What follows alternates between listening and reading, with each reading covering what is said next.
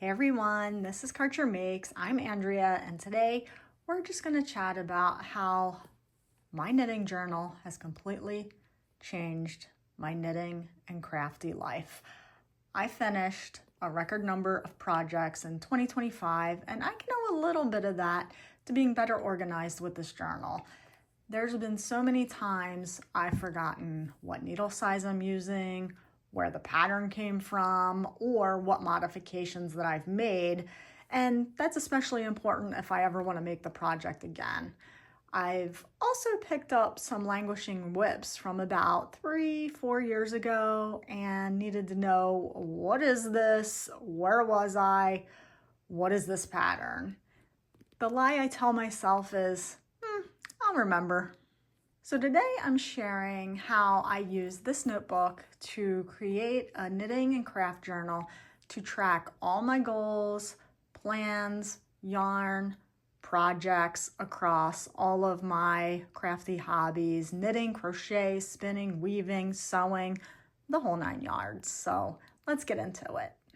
First, let's just talk about this journal itself. Look, your knitting journal doesn't have to be fancy or expensive. It can be a simple notebook, a planner, a bullet journal, which is what this is, a binder, or even just a simple clipboard with some paper. So what I choose to use is a Leuchtturm 1917 dot grid journal. It's an A5 size, which is about the size of a half sheet of regular 8.5 by 11 paper. Now, this wasn't inexpensive. I think I paid around $20 US for this, but because I'm able to track multiple years in this one book, it really kind of cuts down the cost per year, the cost per use. What I like about this journal is that it has a really sturdy hardcover, and they do come in a lot of different colors. I just happen to pick this kind of burgundy, purpley color.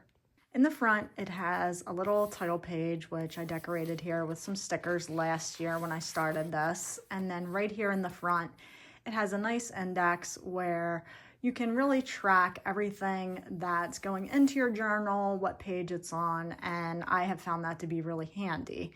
Now, these types of notebooks that I got in particular, they come in different formats. So this is a dot grid, but they also come with a regular square grid, lined, or blank pages. But I personally really like the dot grid the best. It also comes with 2 of these built-in bookmarks, which is really handy to keep track of pages that you like to reference often. This A5 size is really convenient, and it can fit in almost all my project bags. So let's talk about how I set this up to track all of my making.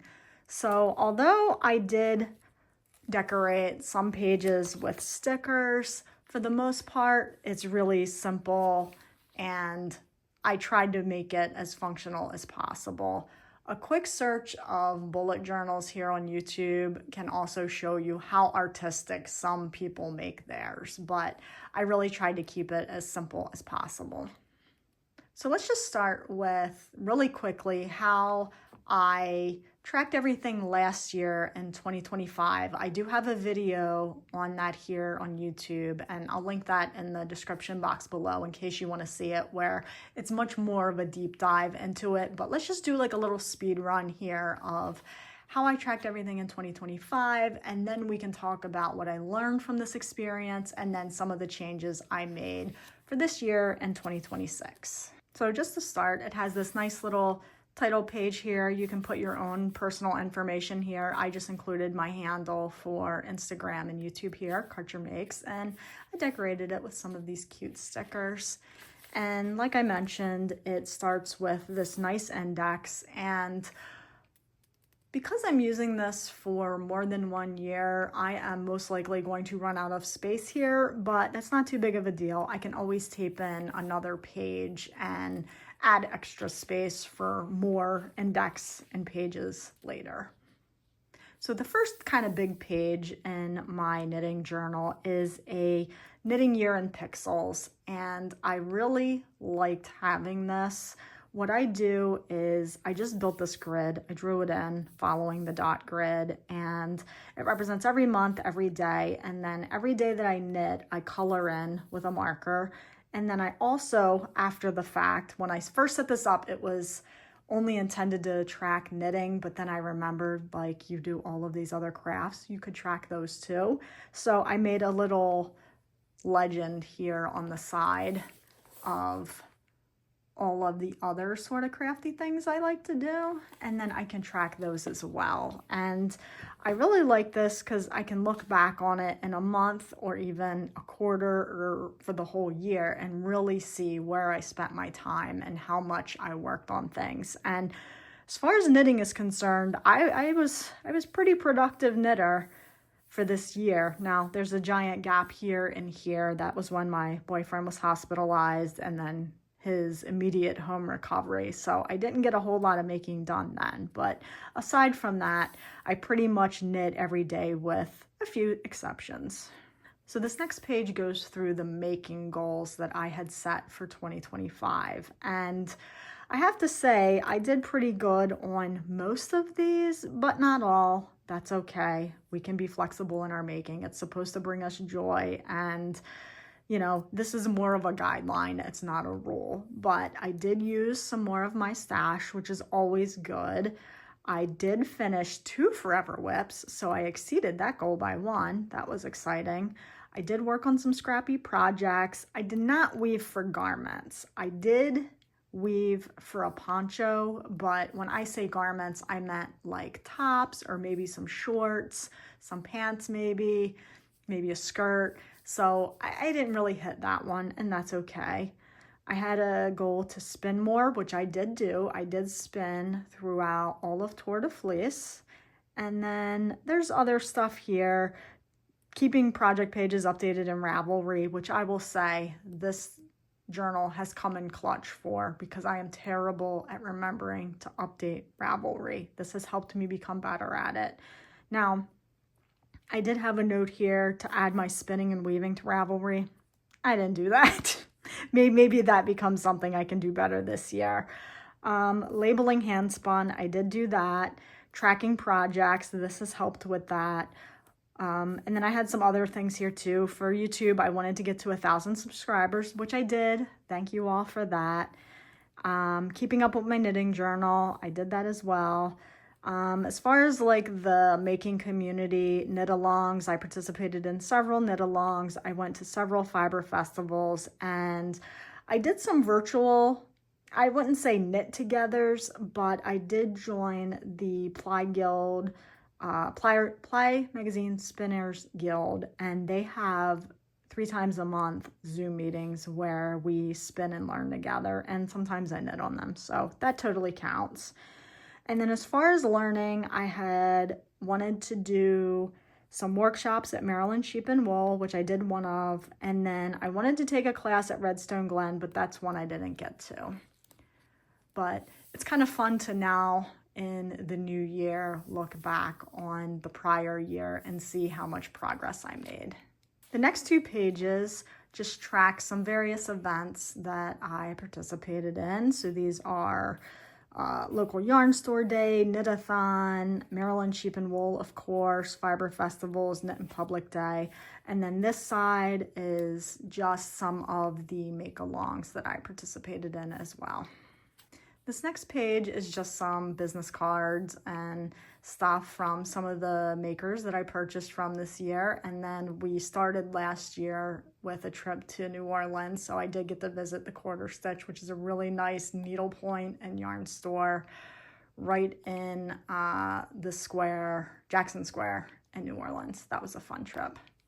Now, the next couple pages are something that didn't really work well for me last year, so I'm making an effort to improve them in 2026, and you'll see that later when we get to that.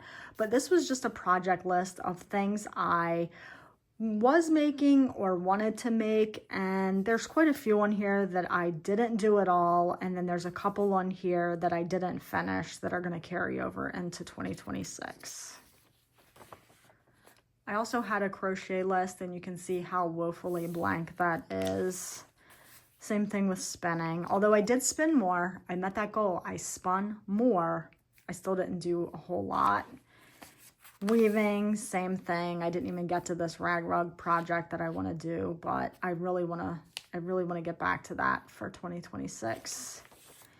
And then sewing, I started a lot of sewing stuff, but finished hardly nothing. So need to work on that a little bit too. And then this page is just a list of my YouTube published videos and what the topic was. I found this to be helpful when I'm referencing back videos like I just mentioned here, right? I have a prior video about this tracking notebook journal from last year. I can easily go back here and see when that was published so that I can then paste it in the comment or the description box below. And then this was just some video ideas that I have, and some of these I did, some of them I didn't. Maybe some of those become videos that I do in the coming year. This is how I chose to track my stash last year. I did little boxes for every month and then quickly ran out of room and had to move it over here. But for the most part, I gave myself some rules, and it's a little dark. I don't know if you can see that on that dark orange Post-it note, but basically a half skein set counted as one, a sock set's counted as one. My mill end bundles that I worked with from Feederbrook Farms, I just counted those as one, and then any sort of mini sets that were 5 mini skeins, I counted as one, and then scraps, if I touched a scrap, it counted as one. So all in all, I did pretty good for the year, although you can see where I went to Maryland Sheep and Wool here and went completely off the rails. But for the most part, I used 46 using these numbers. I finished out the year with 46 out, and I only brought in 39. So I did have a net deficit there, which is good. And then like I mentioned about the other page, these are more pages that just didn't really work for me, and I'm making some adjustments for 2026. So this was just a list of patterns that I thought were interesting that I may want to make, and these are the knitting ones, and then these are the crochet ones. And then from here, we get into what I finished each month, and I chose to do these like little boxes. This again, I like the idea of this, but the execution and the way I laid it out didn't really work well for me because I kept running out of room, but I kind of took this idea and hopefully made it better for next year, which you're gonna see. And then this next section is my project section, and this is a good example of how you start something and then realize that it needs to evolve over time and change into something that works a little better. So when I started this last year, my intention was to really track not just about the project itself, the start, the finish, the designer, the price that I paid for the pattern, did I upload it to social media, what yarn, what needles, what modifications that I made. But I also was thinking about, and clearly here I did it, but I was thinking about how to track, like, what did I think about the pattern? What did I think about the project? What did I think about the yarn that I used? And then any other notes. And I quickly found that this was going to be very overwhelming for a lot of projects that I did. So I quickly scrapped that idea. And then you can see here where it's the more kind of summarized version of the important information. And then something else that I tried doing was just tracking leftovers. So in this example, I was making some socks out of some cesium yarn, and after the socks were made, I had 42 grams of leftovers, but then you see over here where I never bothered writing that down. So again, it was another thing that evolved over time. It was an idea, it was okay, but it's not something that I stuck to. So these are just more project pages. I did also do project pages for some of my sewing projects as well.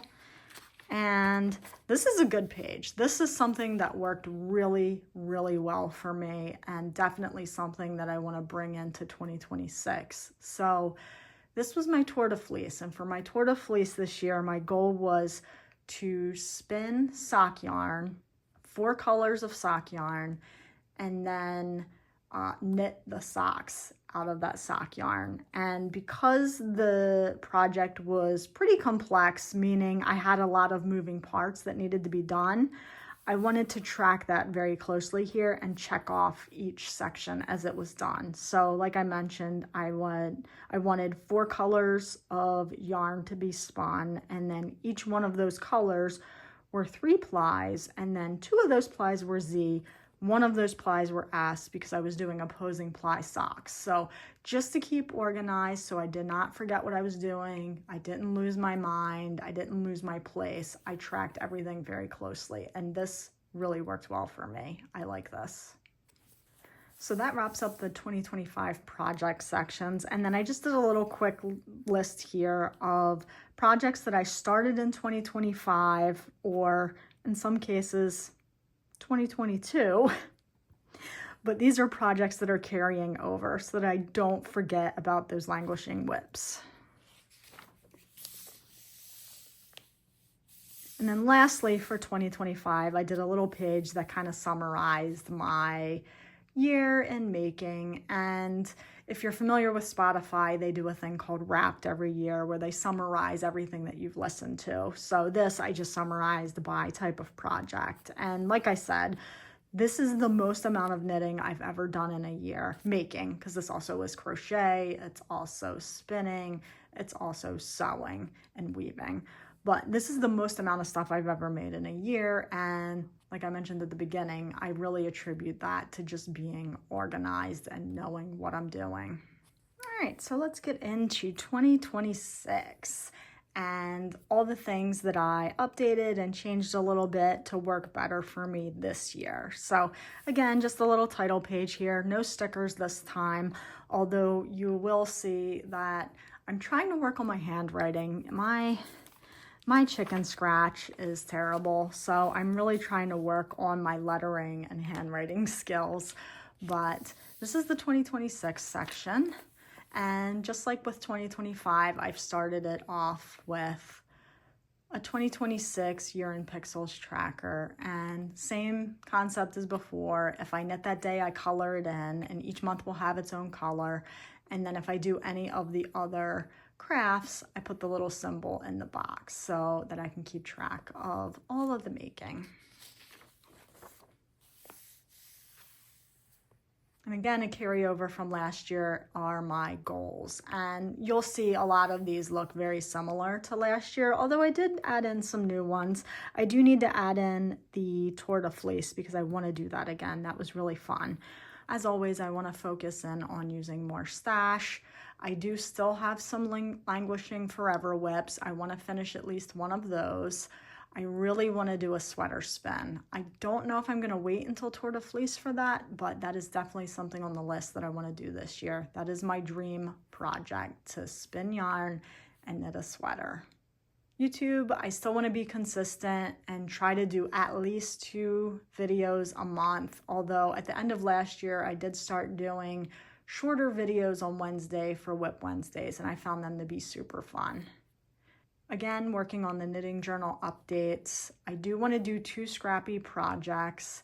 I want to knit with a new fiber this year. A lot of the indie dyers obviously use merino yarns, and I want to find some more unique fibers to try to use. And then another thing with spinning is I really want to try long draw spinning. The Ply magazine from this past month is all about long draw spinning. So I haven't opened it yet, but I'm really excited to read more about it and really try to build my skills up to learn how to do long draw, which is a woolen drafting. And then my last little thing here is to save up money for an e-spinner. Budgeting is very important to me. I have a very hard goal that I'm working to retire early, so that is my priority. But I do want to try to carve out some money and save up for an e-spinner. And then there's a little bit of room here, and then this whole page if I need to add any more goals as we go. Again, what I like about this is that it's very flexible. The next 2 pages are again carryovers from last year. events and make-alongs. So one of the make-alongs that I'm doing for this year, it's a year-long stash challenge with Mariah Knits, and I'm probably going to cover that in the next regular episode. So if you're interested in that, be sure to subscribe so that you don't miss it. I also added in a shop page, and I didn't include it on the goals page, but I would also like to try some new dyers or new shops this year. And then of course I have my YouTube pages for my uploads and then more ideas. So if there's anything specific that you're looking for from me as far as YouTube is concerned, and it can be knitting related or anything else for that matter, just let me know. I'll jot it down in here and then we can try to work on that for you. So this is where I made a big change. Instead of having the individual pages for each sort of craft type, back here,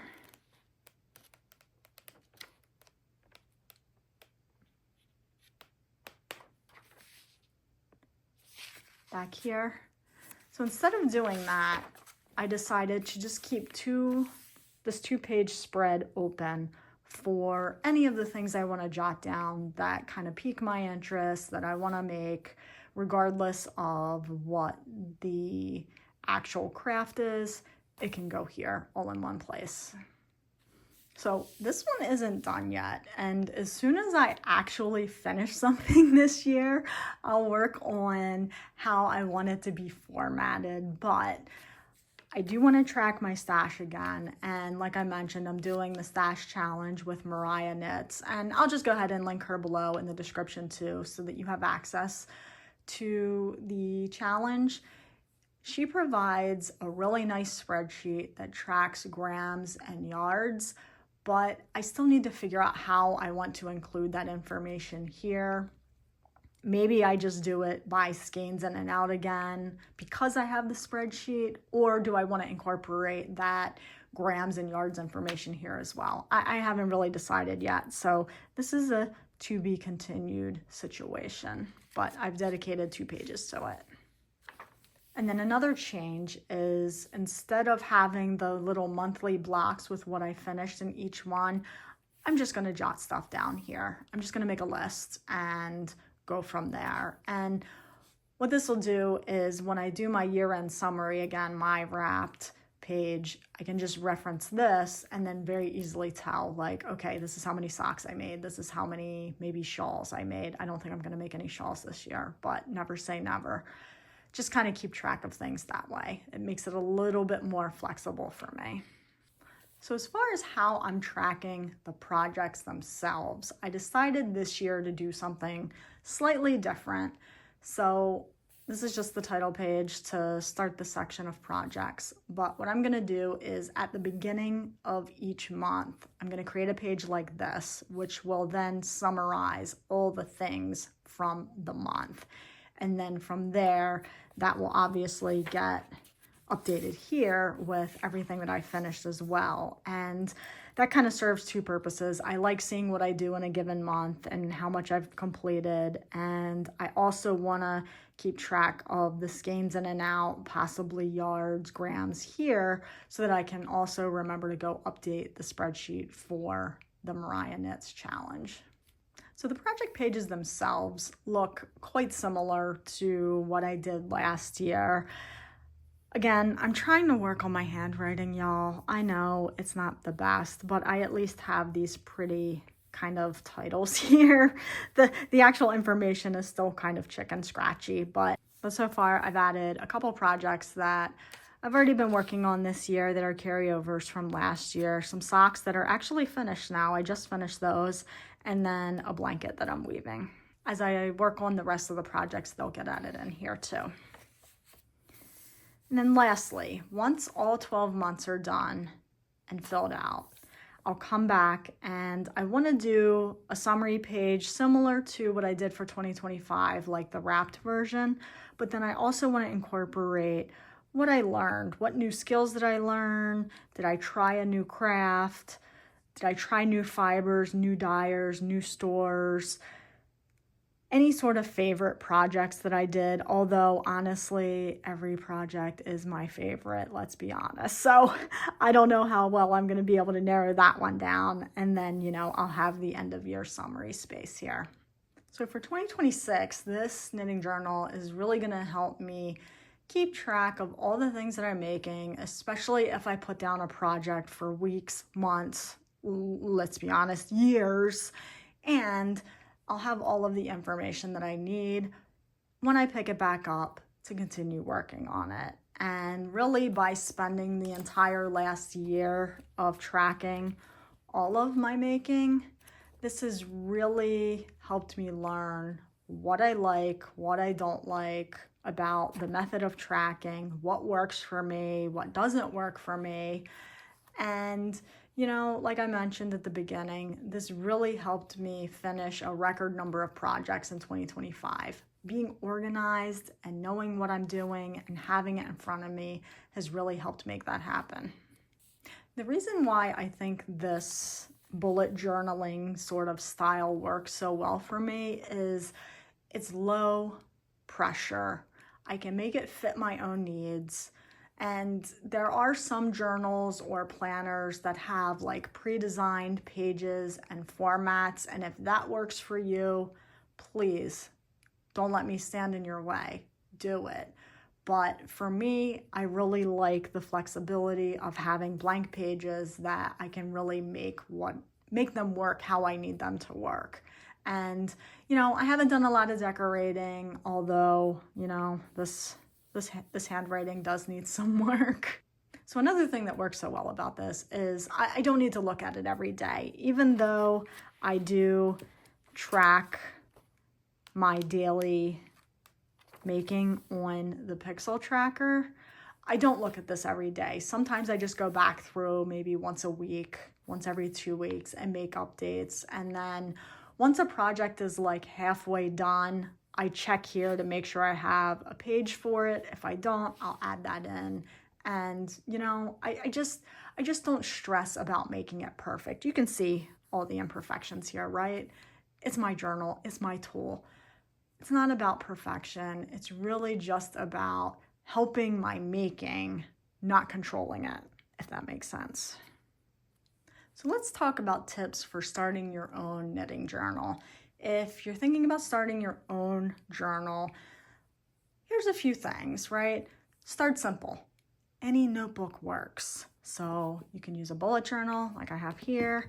I have a composition notebook here that I use for designs, which doesn't happen very often, with the more sort of graph paper grid. This is just a regular notebook, lined paper, just like you got in school. Nothing fancy, couple bucks at the store. Anything works. Don't focus on perfection, just focus on what will help you remember. Whatever it is that you tend to forget, maybe you don't need to track all the minutia. You don't need to track the dates. You don't need to track the yarn choice that you made, the color that you used. Maybe you just need to track that you started and finished something. Maybe it's as simple as that. Make it work for you. Another tip that I have for starting is, and I know I mentioned that you can go look at the other bullet journal videos on YouTube and see how decorative people make theirs. Don't compare yourself to others. This is your journal, it's your tool, and it really just needs to fit your life. So let it evolve. If something no longer works for you, change it. All you have to do is flip to another page and you have a brand new clean canvas to work from. Do what works for you. I really hope this gave you some inspiration to start or even update your own knitting journal.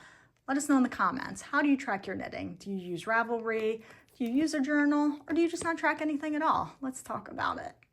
If you found this helpful, give this video a like, subscribe for more, and share with your knitting and crafty friends. Thanks so much for watching. I'll see you next time. Happy making!